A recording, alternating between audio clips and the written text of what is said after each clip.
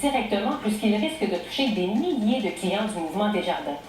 3 cabinets d'avocats de Montréal et de Québec viennent de déposer 2 demandes d'autorisation de recours collectif contre le mouvement Desjardins. Et au cœur de ces demandes, une somme colossale de 6 milliards de dollars investis par des petits épargnants qui ne toucheront aucun intérêt et dans certains cas jusqu'en 2016.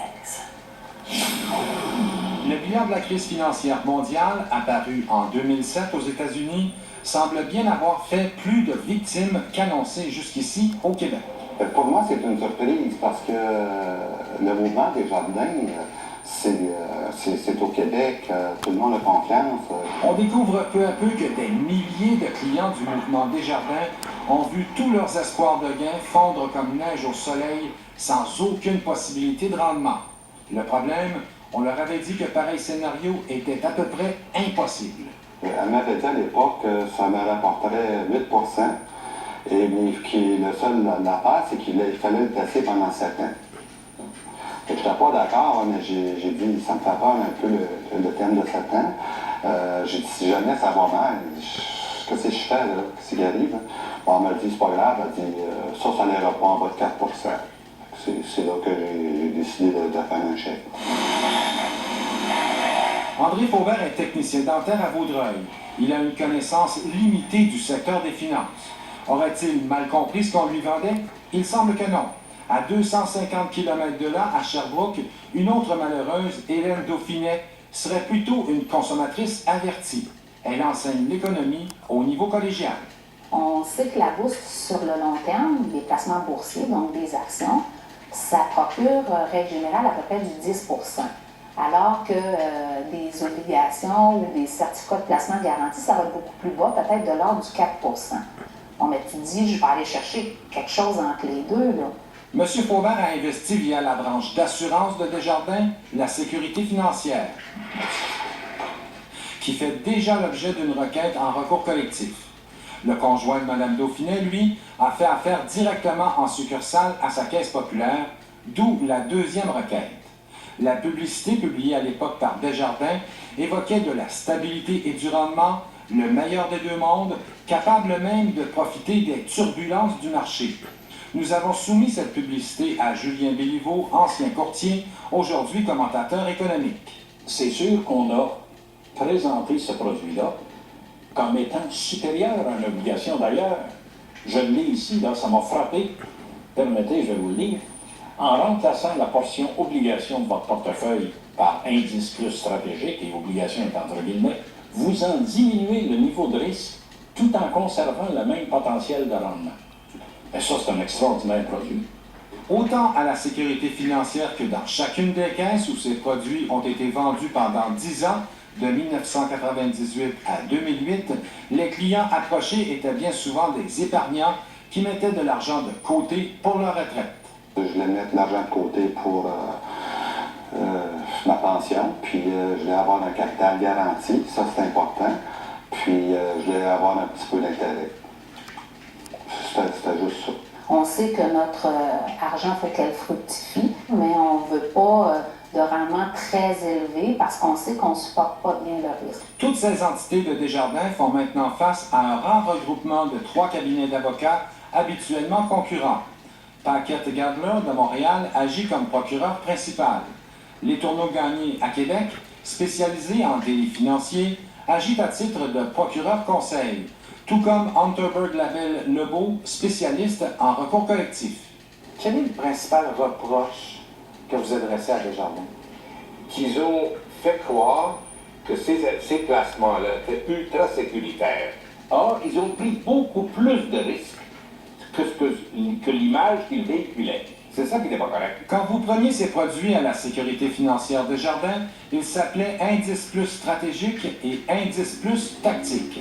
Par contre, si vous avez fait affaire à la fiducie, au service financier ou chez Desjardins Gestion d'actifs, toutes les composantes du mouvement Desjardins, il s'agissait des produits épargne à terme gestion active et épargne à terme perspective plus.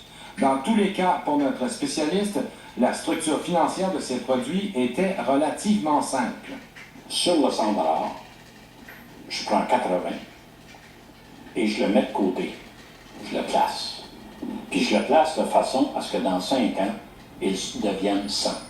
De 80 à 100. Donc, je dis, le capital est protégé. Reste 20 $.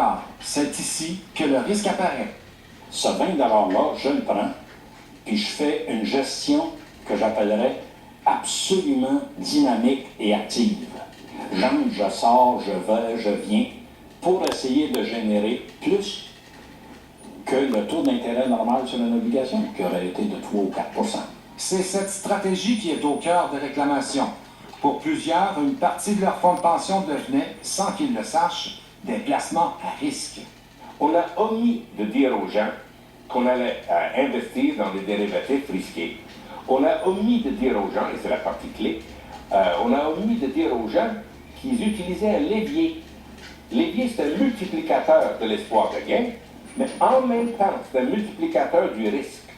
Ils ont pris beaucoup plus de risques que ce qu'ils avaient indiqué aux gens. Celui qui a conçu ces produits pour Desjardins, c'est lui, Jacques Lussier. On le voit ici en 1998, alors qu'il était au service de la gestion d'actifs chez Desjardins. Il expliquait à un groupe de conseillers financiers que ces produits allaient rapporter des dividendes à leurs clients, peu importe les circonstances. Donc, si on fait une hypothèse que les stratégies n'ont pas fonctionné du tout, à chaque mois, pendant 5 ans et demi, le client va se retrouver à peu près 22 $ de gain ou 21 $ de gain sur 100 $, soit un rendement moyen peut-être de l'ordre de 3,5 %. Sûr de lui, Jacques Lussier rassurait les courtiers réunis. Ses placements étaient sûrs, même en cas de débâcle boursière. Faire en sorte qu'on ne puisse pas avoir, même dans des circonstances extrêmement défavorables, un rendement qui soit très négatif, même si la bourse devait chuter de 20 ou 25 % durant cette période-là, par exemple. Mais la réalité a rattrapé Jacques Lussier, aujourd'hui chef des stratégies de placement, toujours chez Desjardins. Le savant montage, supposément à l'abri de toute tempête, s'est écroulé comme un château de cartes, emporté par la crise. Les souscripteurs n'ont donc plus aucun rendement sur leur capital et ils ne peuvent le récupérer sans devoir payer une pénalité. On fait des offres de mon capital à moins 15 %. Fait que moi, ça me convient pas. André Faubert et sa conjointe ont 50 000 $ investis dans ces produits. Hélène Dauphinet et son conjoint en ont pour 15 000 $. De l'argent qui vaudra beaucoup moins quand ils vont le récupérer. Pour moi, lorsqu'on me dit que mon capital est protégé, j'aimerais comprendre que protégé, même au niveau de l'inflation. Parce qu'autrement, là, j'ai perdu beaucoup, j'ai perdu l'intérêt et j'ai perdu du pouvoir d'achat. Madame Dauphinet est aussi, et peut-être surtout, en colère parce que même quand Desjardins a su que les choses allaient mal, elle a continué d'en vendre. Fait que des gens, là, il y a un mois avant, là, en septembre 2008, qui achetaient un placement pour 5 ans, puis on leur dit on va gérer ton argent de façon active pour que tu fasses du profit. Un mois plus tard, Desjardins ne fait plus rien pour les 5 prochaines années. Tu n'auras pas de rendement, tu vas continuer à t'appauvrir. Et là, on parle de clients, là, monsieur, madame, tout le monde. Là. Moi, j'avais confiance, hyper confiance dans les produits Desjardins, mais j'ai été déçu, j'ai été beaucoup déçu de voir que ça ne marche pas. Là.